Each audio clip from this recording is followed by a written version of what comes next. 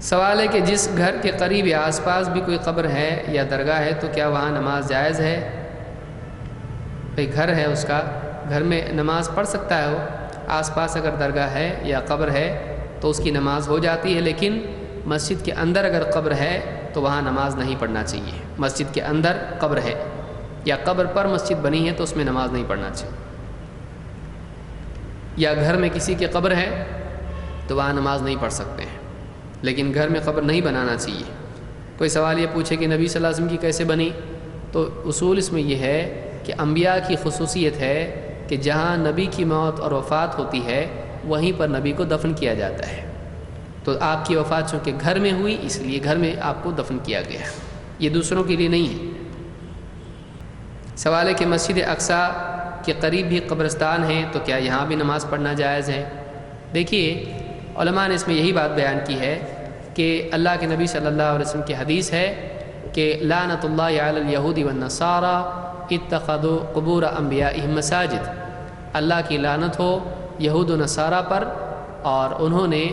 کیا کیا؟ اتخذوا قبور انبیائہم مساجد، انہوں نے نبیوں کی قبروں کو سجدہ گاہ بنا لیا یا مساجد بنا لیا۔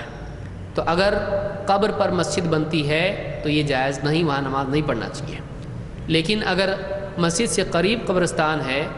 اور خصوصاً وہ پیچھے مسجد کے قبلے کی طرف نہیں ہے، کیونکہ حدیث میں یہ بھی ہے کہ لا تصلوا الی القبور، تم قبروں کی طرف رک کر کے نماز مت پڑھو، تو اس سے معلوم ہوا کہ قبر سامنے نہیں ہونا چاہیے۔ لیکن اگر پیچھے ہو اور مسجد سے باہر ہے اور دور ہے تو اس میں کوئی حرج نہیں ہے، اور خاص طور سے اگر قبرستان میں اور مسجد میں فاصلہ ہے اور بیچ میں درمیان میں دیواریں ہیں تو ایسی صورت میں کوئی مسئلہ نہیں ہوتا ہے۔ تو اقصیٰ مسجد میں جہاں تک کہ معاملہ ہے وہاں پر قبرستان پیچھے ہے اور یہ پہلے بنا ہوا ہے، بعد میں یہاں پر کتاب و سنت کی دعوت چلی اور پھر وہاں پر دروس ہونے لگے، تو یہ پہلے اگر ہوتا تو اس کو نہیں ہونے دیا جاتا، لیکن یہ پہلے ہو چکا تھا اور بعد میں یہاں پر قرآن و سنت کی بات شروع ہوئی۔ مزید یہ کہ قبرستان کے اور مسجد کے درمیان میں دیوار موجود ہے،